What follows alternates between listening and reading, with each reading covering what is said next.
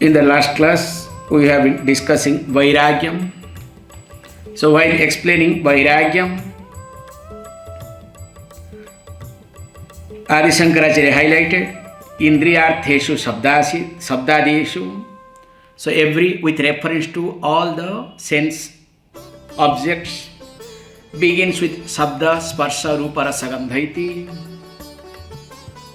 Now that is divided into two categories. One is Drushta, other one is Adrushta.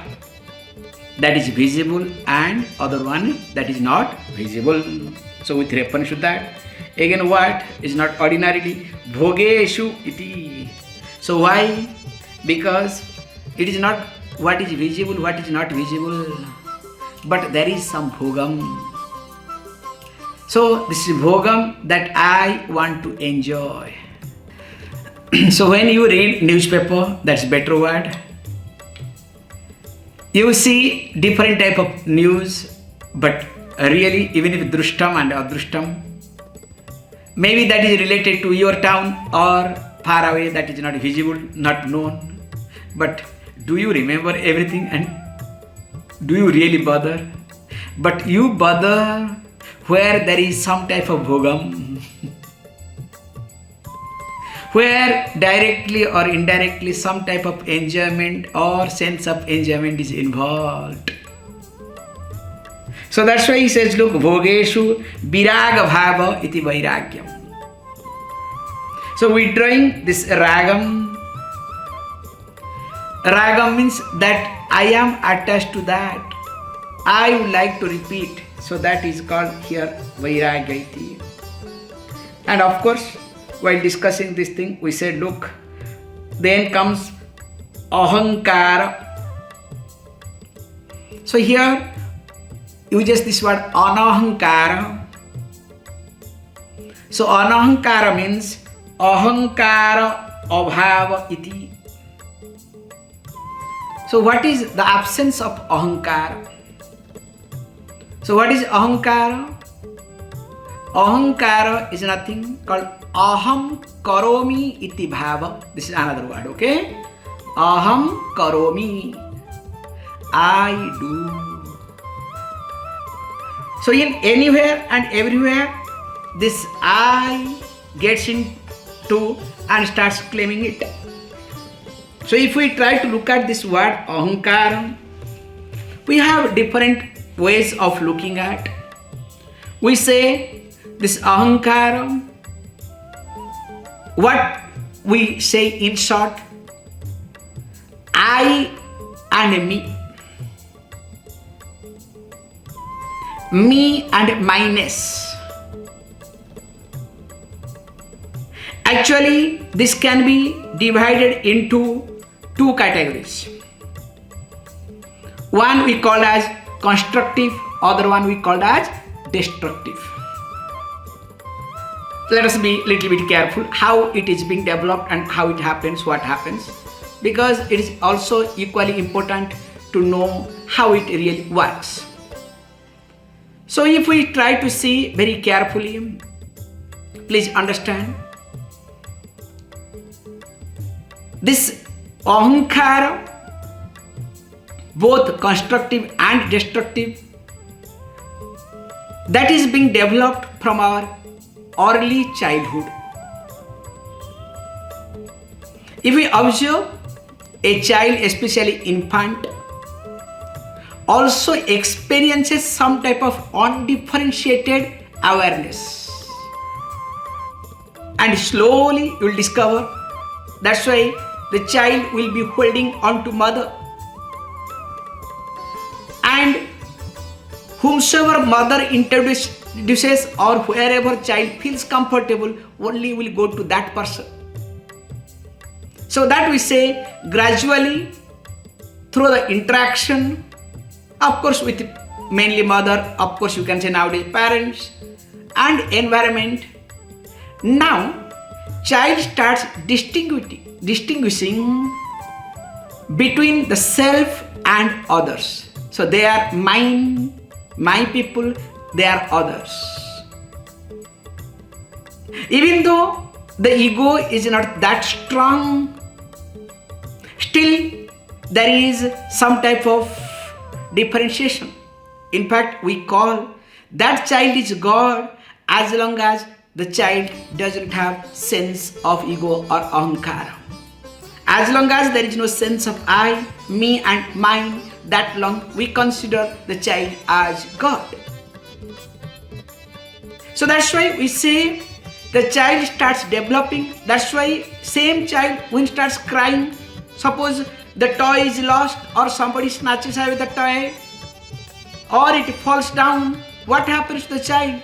Child starts crying. So when child starts crying, what does it happen? What is the background behind it?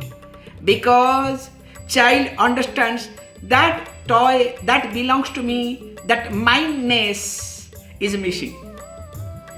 So that means the child has developed sense of mine-ness. Now same child starts growing, especially comes to this adolescence period, which is very important. Like life, in our life, let us say very particular, peculiar time each of us. There what happens? That identity formation happens. So you can say stronger identity formation happens. So how does it happen? By making the ego stronger. That's why you can see how does it happen. In adolescence period, there is comparison. Peer, we call peer comparison. Without comparison, there is no adolescence. And of course, you can see because of your comparison, self-image, your social image, your family image, whatever you do, that only strengthens your Ahaṃkāra.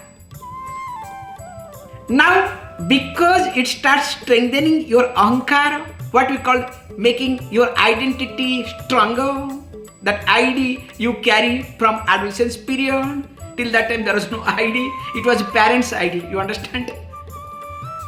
But adolescence period time, you start carrying your own personal ID, then there is a confusion. So what is the confusion?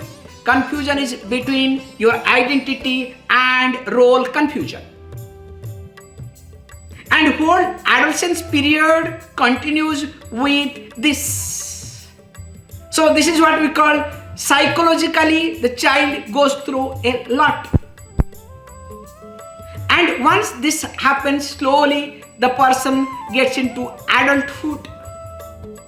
Now earlier, this identity formation and becoming stronger, there is a shift between family to one's own self. Now that has to be sustained, managed.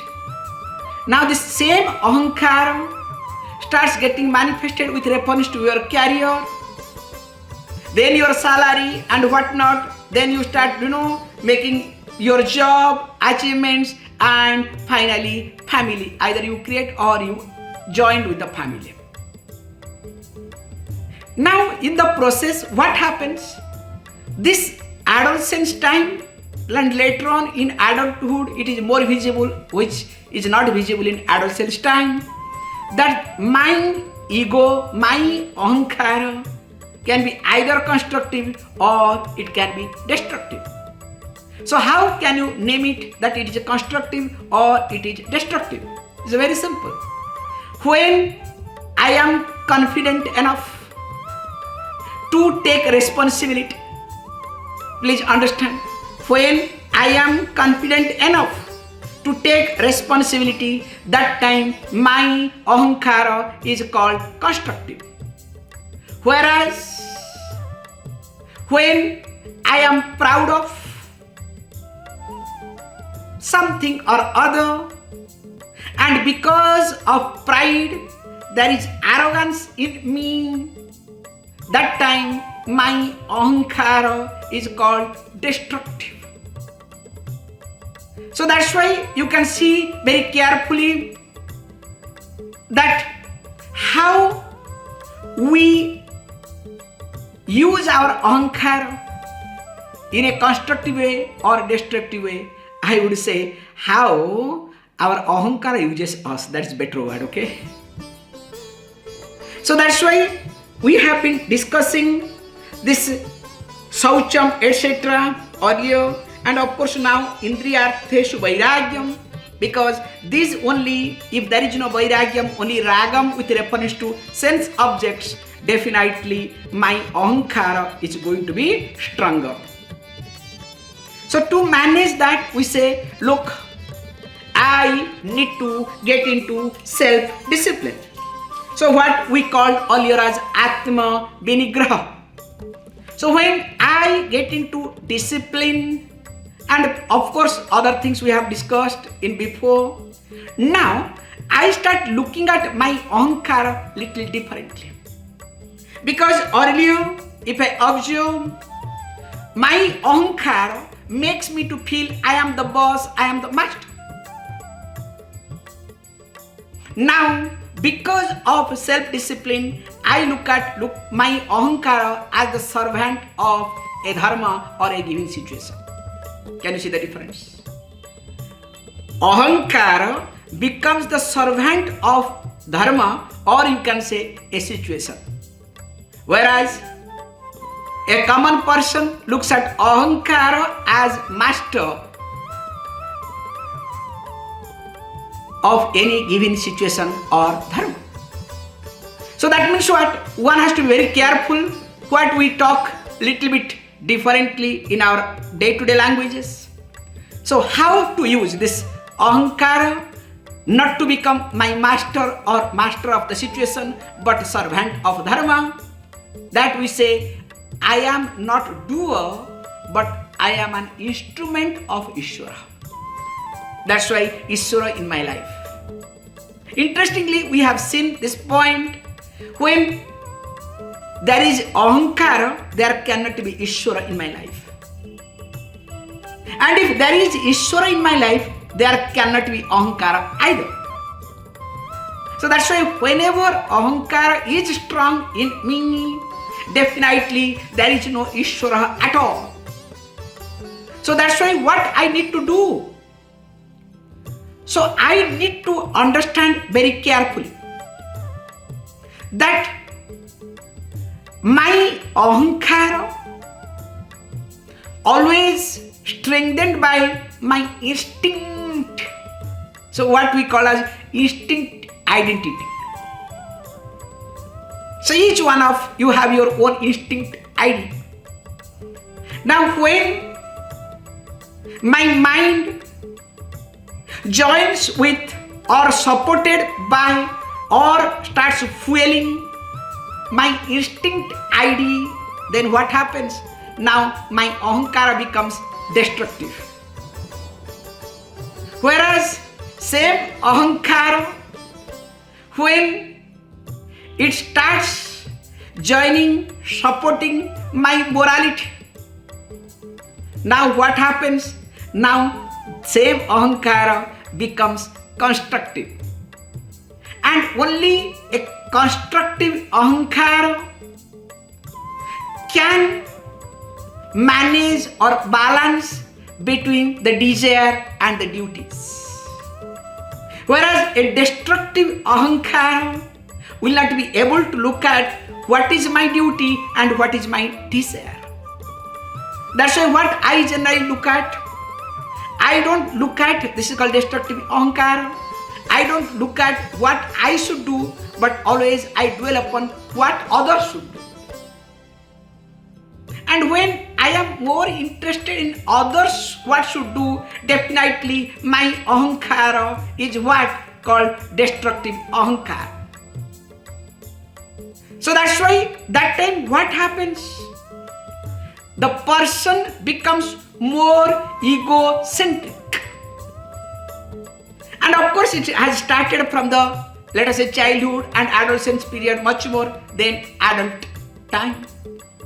So psychologically, when I am egocentric, let me not get into how fragile I am, what happens, what doesn't happen. That's another level of talking. We'll talk a little later on how to look at, how to address that.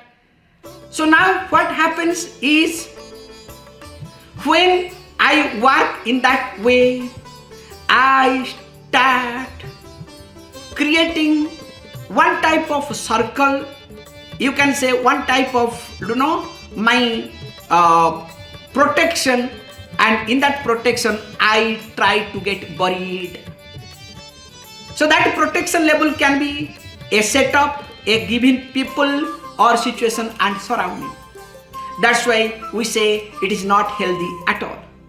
So we highlight you need to have ego. Because without ego, without ahaṃkāra, without sense of me and mine, you cannot function, you cannot deliver, you cannot do anything. But my ego should be healthy ego. So how to know this, that whether my ego is healthy or unhealthy? Very simple. Because if my ego does not give me confidence, but it gives me confidence by depending upon something or other. So that means if there is no self-confidence, that means my ego is not healthy at all. So to understand this, the person should be very careful and try to understand how I look at a situation and how I function. Because any ahaṃkāra can be called as healthy and unhealthy. Only person can find out, not any other person. So that's why here we say very carefully, any given situation when ahaṃkāra comes up, what we need to do? Yes, we need to allow it, because ahaṃkāra is the cause of everything. That's why we say that, from by birth, ahaṃkāra has come to us. Because without that we cannot. But how much viveka we are using to handle, to manage, and because of which what happens, this Isvara buddhi takes place. That is my most important sadhana. So in short, that ahaṃkāra is there and will be there because this is basic survival instinct. Because without that I cannot survive either. But at the same time, I need to look at my ahaṃkāra and allow it to get matured, not remain as raw. And I need to balance, and eventually I must see its limitation so that I start growing out of it. So in short, when this is ahaṃkāra, now what is to be done? You have to just look at opposite of ahaṃkāra, that is called anahaṃkāra. Is it clear? Now, next one says, Janma mrityu jara vyadhi dukkha dosanudarshanam. Here, why ahaṃkāra becomes strong? As you know, the popular story that the sculptor who was doing beautiful statues, and a great saint comes and says, look, now within 1 month of time you are going to die. Please teach your vidya to somebody so that this will keep continuing. So instead of teaching or handing over the secret of this, so he said, okay, if this is the case, I will confuse Yamaraja. You know this story very well. I have quoted many times. So he had that sort of capability that he could make alive statues, looks like alive. So he created his replica. And in that statues, those statues, he became one statue there. Now the messenger of death came down to catch him right time. They discovered there are so many of him standing. Which one to catch? Because they cannot catch wrong person. They got confused, went back. Look, there are so many of him standing in one place. What to do? Then Lord Death comes down. Okay, I'll find out. Lord Death also got confused. Where? Whom to pull? How to pull? All are one and same. He said, okay, wow. Then he just, pretending, went to one statue and tossed wow. Understood statue. Then he said, look, actually the statue is beautiful. The one who has made must be stupid. Look, the hand is beautiful, leg is beautiful, face is so nice, eyes are really fantastic. But this nose, look how stupid this nose is. In fact, nose was the best. Now what happens to the person who was a statue? He comes out and says, how dare you to say this? Okay, come. This is what I wanted, nothing else. So we have this, there are many stories you know better, I don't want to get into that. So that means my Ahaṃkāra is strengthened based on my sense of enjoyment.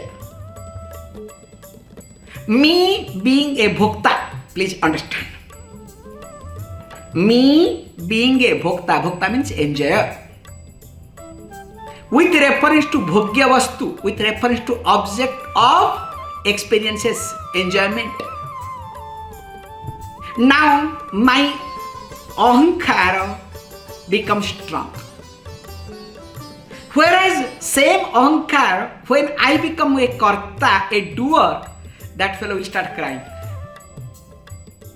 I remember in the school days, especially when puja comes like this sort of days, things, if there is any work to be done, so these are the works who should come forward. I'll tell you, all the guys will sit, keep quiet.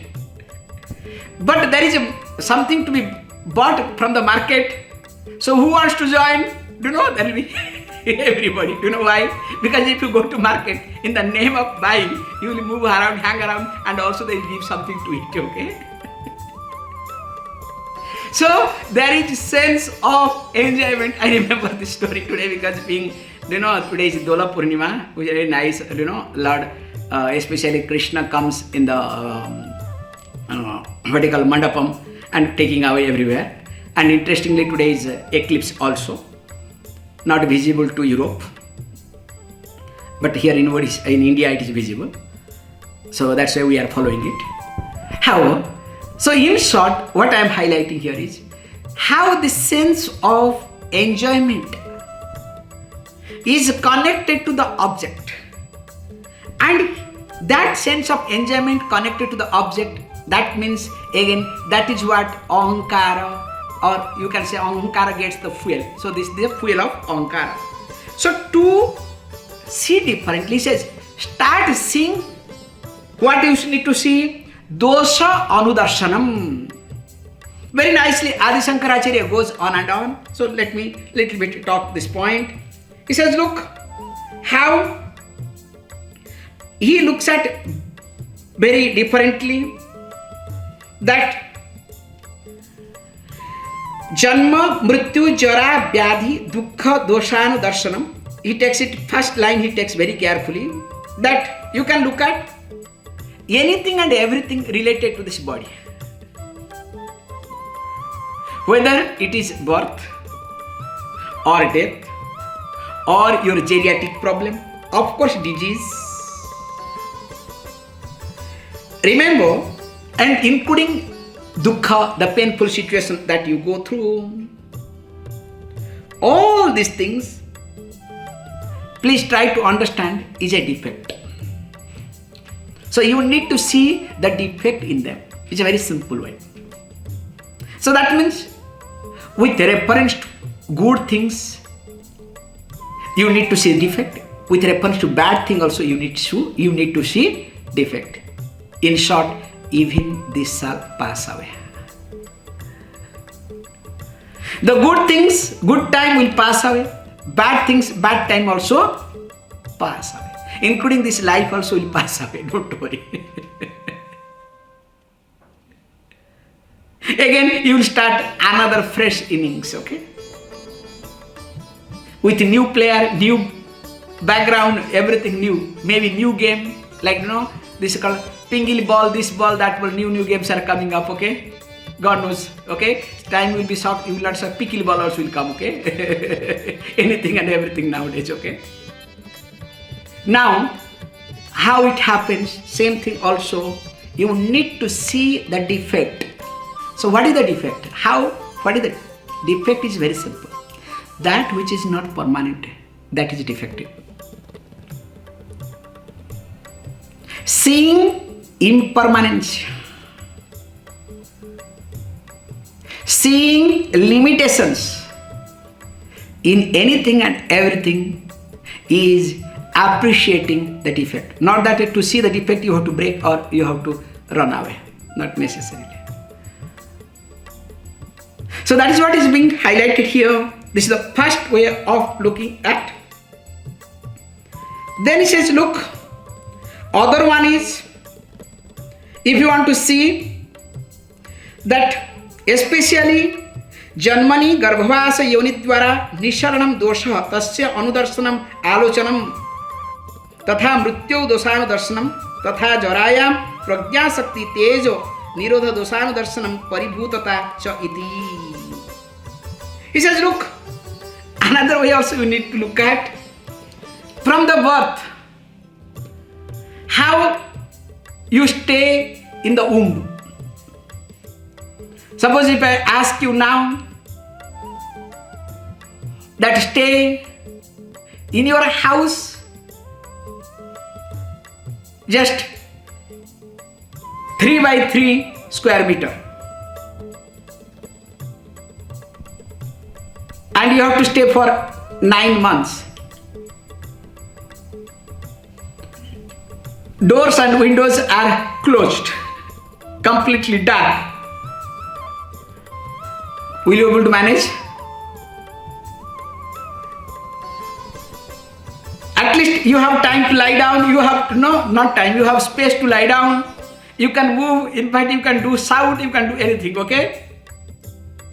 But in mother's womb, what is the space? In fact, you cannot stretch. Okay. That's why somebody told, do you know why I am having knee problem? Because when I was a child, I was always kneeling down all the time inside. So that's why I have a knee problem. However, let us not get into jocular point. So inside the mother's womb, the worst part is, you don't know or you don't want to eat something, your mother loves that. And whatever mother eats, you have to go through suffer, no choice for you. And during pregnancy, mothers also, they go crazy to eat different food. They try anything and everything that time.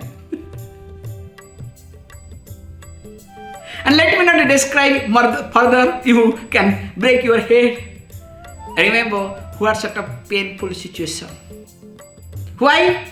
Not that it was, don't worry, after death again you are going to go through, okay? Whether it is a human being, if it is at least human womb is better, God knows what womb you are going to go through. Then after that, once you are being born, then you know how difficult it is to come out. So everybody talks. Hey, look, when a woman gives birth, the labor pain is so strong, it is equivalent to breaking some 8 bones, if I am right. So everybody talks that very big way, sophisticated way. We respect mothers, no doubt it. But nobody talks, poor child, how difficult that fellow goes through to come out. That's why every child gets fainted by default. At least every mother do not get fainted, okay?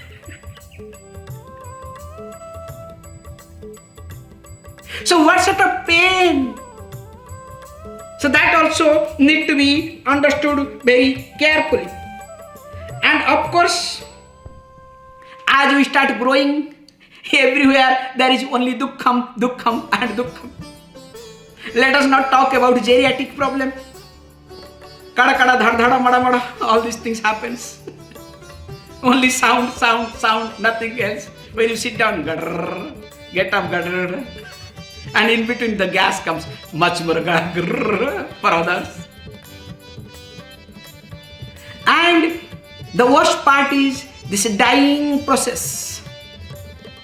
And when this is also being seen, that means what? It is nothing but all are painful. That's why you need to see the limitation. So in short, Dukkham is defect. The pain is defect. At least start seeing. And wherever there is joy, there is also pain. It is exactly like when there is a day, there has to be night. Where there is light, there has to be shadow. So wherever there is pain, there is joy. Wherever there is joy, there is pain. So if you start seeing that dukkham indeed, pain indeed is called dosham, defect. Also sukham also is sukham means happiness or pleasure also is equal to a defect. Now once I start seeing, then what happens? Now I look at myself that whatever comes in my life, I need to go through without taking the credit. Not like present day AI. Anybody and everybody is author. You are a best writer who cannot write ABCD because only taking the credit. So he says, there is nothing to take credit. And more I take credit, don't worry, I have to have some debit somewhere. Because credit and debit always go hand in hand together. But always you look for credit. Will it be possible? That's why what you need to do here very nicely, that this can happen when you have knowledge of yourself. When there is understanding of yourself and your mind is more focused on with yourself rather than what you have. But it is with you who you are. For you, when who you are is more important than what you have, then only you start dropping anything and everything. In fact, everything gets dropped. That indeed is called here Janma Mrityu Jara Vyadhi Dukkha Doshan Darshanam. Then only the next value called Ashakti will follow. We will see.